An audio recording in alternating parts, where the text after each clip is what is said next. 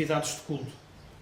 A arquitetura dos impérios varia grandemente de ilha para ilha, variando desde um simples telheiro ao lado das igrejas, que é muito comum ainda na Ilha de Santa Maria, até capelas vistosamente ornadas e encimadas pela coroa imperial. Isto nós verificamos em qualquer império, desde o mais modesto ao mais rico, isto na Ilha Terceira.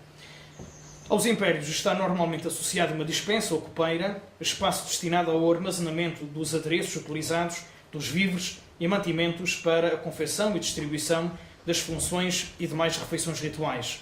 O aparecimento generalizado dos impérios, com edifícios permanentes em alvenaria, data da última metade do século XIX, provavelmente é resultado do retorno de dinheiro dos imigrantes, particularmente do Brasil e da Califórnia. Até ali, o culto realizava-se em torno dos triatos, nome que ainda se mantém em algumas zonas de São Miguel, como por exemplo no Nordeste e em grande parte do concelho da Ribeira Grande. Estes, embora hoje em dia já não sejam assim, mas mantém-se o nome de triato, mas naquela altura eram pequenos palanques, digamos assim, de madeira, montados especificamente para a ocasião. Na diáspora açoriana, particularmente na Nova Inglaterra e no Canadá, para além dos pequenos impérios, são hoje comuns os grandes salões onde as festas se realizam em ambiente fechado. Depois temos o mordomo, que é um termo usado em quase todas as ilhas açorianas, com exceção da Ilha Terceira, onde este termo é substituído por imperador. Para cada celebração, os irmãos escolhem um irmão responsável que recebe a designação de mordomo. A escolha é normalmente feita por retirada de pelouros, ou seja, bilhetes em papel, onde é inscrito um nome, enrolados e colocados num saco ou chapéu, de onde são retirados por uma criança. É engraçado nós vermos que, por exemplo, na Ilha Terceira, não é colocado nunca num saco, é sempre num chapéu e, regra geral, do irmão mais velho, portanto, daquela irmandade ou daquele império. Portanto, nunca se usa, digamos assim, esta modalidade de colocar num saco e depois vai lá uma criança e tira. É sempre, regra geral, do chapéu, daqueles mais antigos, e as pessoas, algumas aqui que ainda se lembram, portanto, que era colocado nesse chapéu. A maioria das irmandades admite a existência de mordomos voluntários que se oferecem a realizar a festa em resultado do cumprimento de promessa feita por recebimento de uma especial graça do Divino Espírito Santo. Ao mordomo cabe coordenar a recolha de fundos para a festa e coordenar a sua realização, sendo para tal efeito considerado a autoridade suprema a que todos os irmãos estão obrigados a estrita obediência. No que respeita às crenças, e aqui existem muitas crenças em torno do Divino Espírito Santo, uma delas é, portanto, a esperança. Então os devotos esperam a chegada de um tempo novo, onde todos os homens serão irmãos e onde o Espírito Santo será a fonte de todo o saber e de toda a ordem. Depois, a outra crença é a fé no Divino. Nos seus 7 dons, então, o Divino Espírito Santo está presente em todo o lado, tudo sabe e tudo vê, não havendo segredos para ele. Depois entra aqui a maior crença, talvez, popular e a mais errónea, que é de dizer-se ou pensar-se que o Divino Espírito Santo é vingativo e depois também que se irá vingar, que irá castigar, digamos assim, as pessoas que tenham feito uma promessa e por uma razão ou outra não a tenham cumprido. Então os 7 dons do Espírito Santo, todos nós sabemos, ou pelo menos temos uma vaga ideia, que é a sabedoria, o entendimento, o conselho, a fortaleza, a ciência, a piedade e o temor, são a fonte de toda a virtude e toda a sabedoria, devendo guiar os irmãos.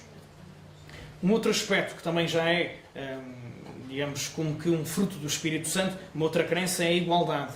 Todos os irmãos são iguais e todos podem ser mordomos. E todos podem ser coroados, assumindo a função de imperador ou de mordomo, merecendo igual respeito e obediência, sempre que investidos dessa autoridade. Depois temos a solidariedade e a caridade. Na distribuição do bodo, e este bodo aqui entenda-se que acontece particularmente na Ilha Terceira, embora em algumas ilhas, como por exemplo São Jorge, não em todas as zonas, mas em algumas zonas, por exemplo, Topo, Santantão, a zona da Beira e, salvo ver, na zona dos Norte Grande, Norte Pequeno e Santo António, ainda fazem o bodo. Já nas outras freguesias portanto, já não o fazem. Como dizia, na distribuição do bodo e das pensões devem ser privilegiados os mais pobres para que todos possam igualmente festejar o Divino Espírito Santo. Todas as ofensas devem ser perdoadas para se ser digno de receber o Divino Espírito Santo. Depois temos a autonomia face à Igreja. O culto do Divino Espírito Santo não depende da organização formal da Igreja, nem necessita da participação formal do clero.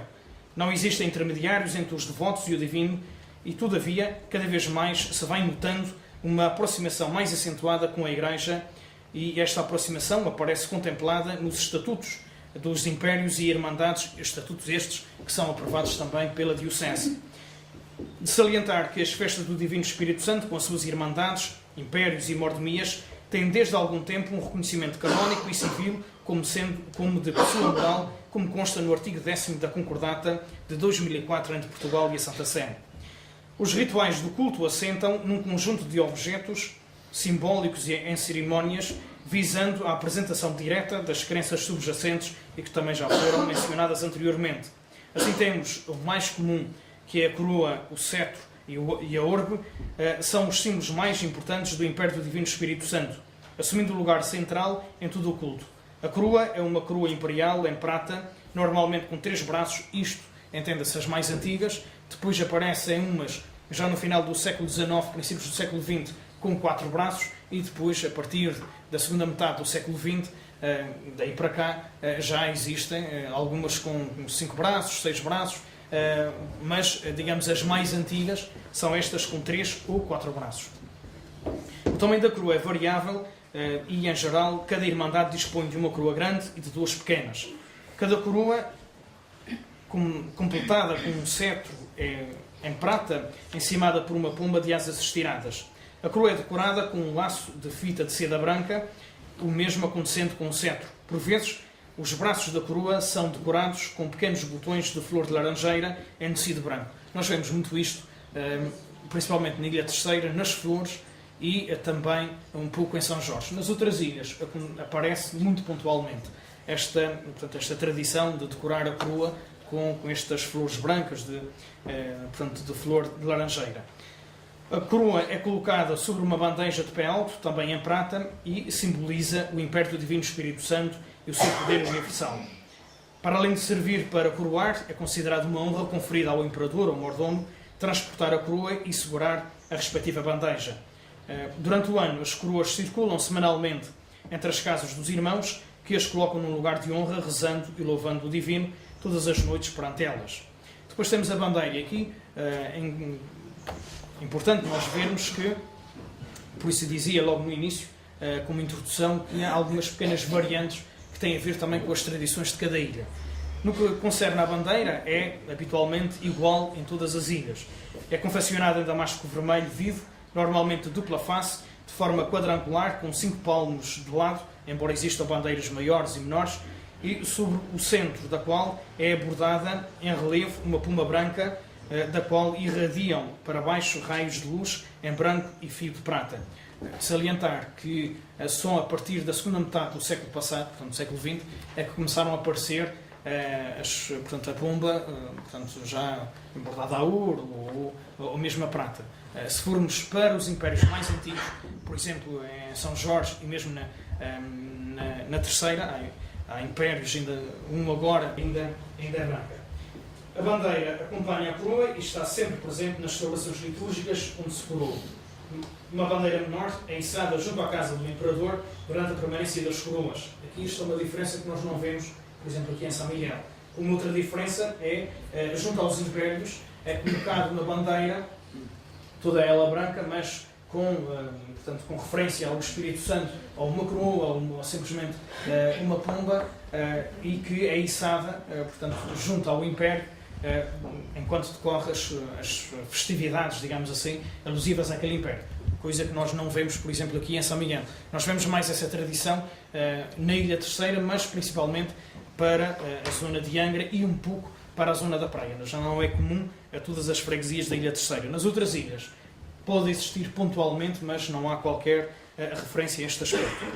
Depois temos o hino do Espírito Santo, composto nos finais do século XIX, para ser tocado pelas bandas e ser cantado durante as coroações, é o mais reverenciado de todos os hinos, sendo sempre escutado nos Açores com grande emoção e respeito.